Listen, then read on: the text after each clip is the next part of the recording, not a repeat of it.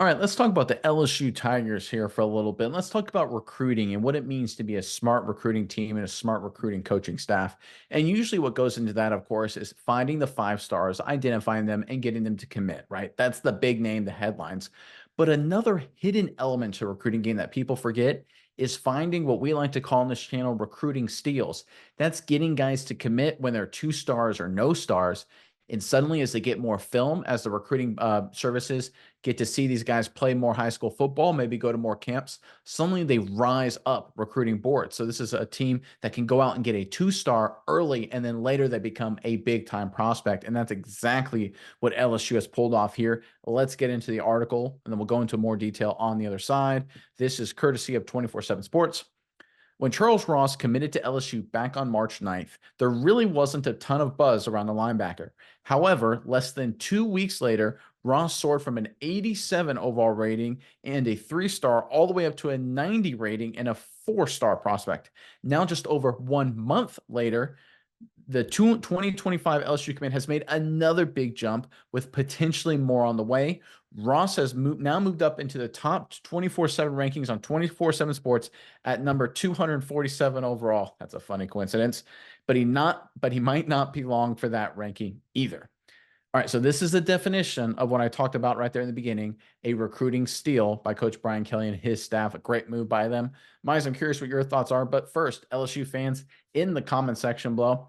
As we are getting closer and closer to the regular season, it's an exciting time, right? Obviously, football, one summer away from being back. So give us the one game, the one matchup you're looking forward to in the 2024 season more than any other. There's a lot of great matchups for the Tigers, but I'm really curious what you guys have to say. Give us that one matchup you're looking forward to more than any other and put it in the comment section below.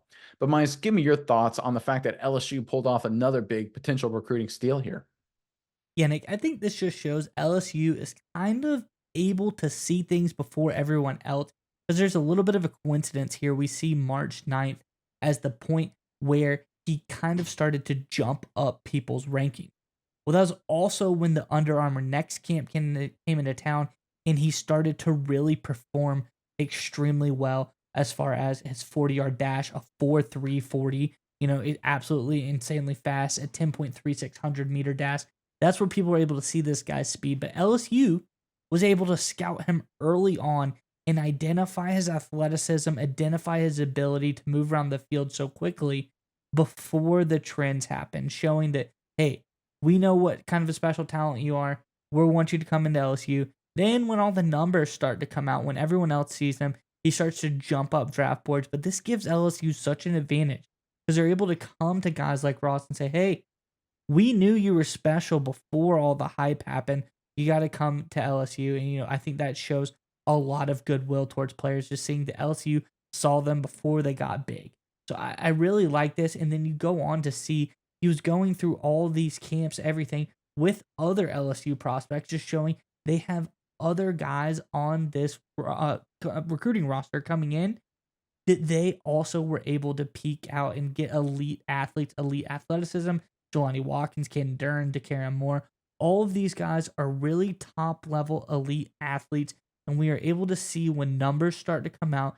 LSU was way ahead of the game, just scouting guys off of what they're able to do on the field, and they didn't have to wait. They're able to know these guys were elite athletes before the numbers from all of these camps started to come out. So I think that gives them a little bit of a bump in the recruiting game, and now we're seeing the result. You can talk about that you can see the hidden gems, you can see things that everybody else doesn't, but if there's no numbers to back it up, if you don't see these monstrous rise in everybody's, recruiting rankings, all that kind of stuff, you don't have anything to back it up. But now this story solidifies what they've been saying, what they've been seeing, and just shows Ross is one of those guys. He's firing up draft boards. I think he might be in the close to the top 100 guys when everything is all said and done because he's such a great athlete for LSU.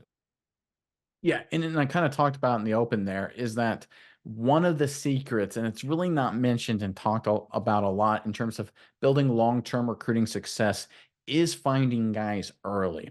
Because it doesn't take a genius to find like a five-star quarterback the final 6 months of the recruiting cycle and really aggressively go after him, right? LSU fans, you know this. It's obviously a football heavy state. You guys do a great job in Texas.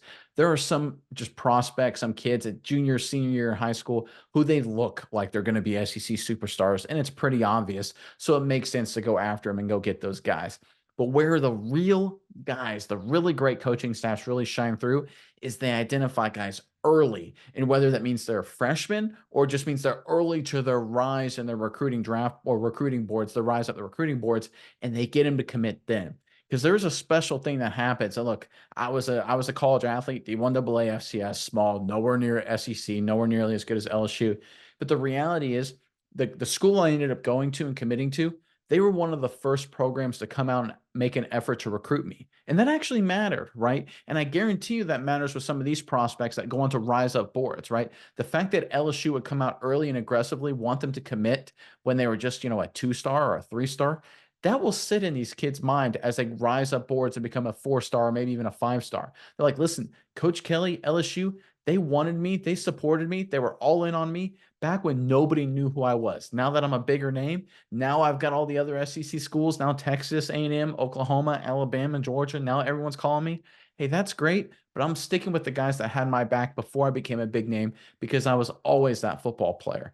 And it's that kind of identification, that kind of connection that LSU can find with these prospects by following the strategy here. And that is critically important because you do not want to have to divert valuable recruiting resources to compete against the entire country at all times. If you can identify great players early, get them to commit, then you can move some of your resources, your coaching staff, time and hours to other prospects that are much more competitive. That's what the best programs when it comes to recruiting do. Georgia does that. Alabama did that for the longest time. I'm excited to see that Coach Kelly and LSU are finally doing that as well. And I think this is a great sign for both the short and long-term health of this program.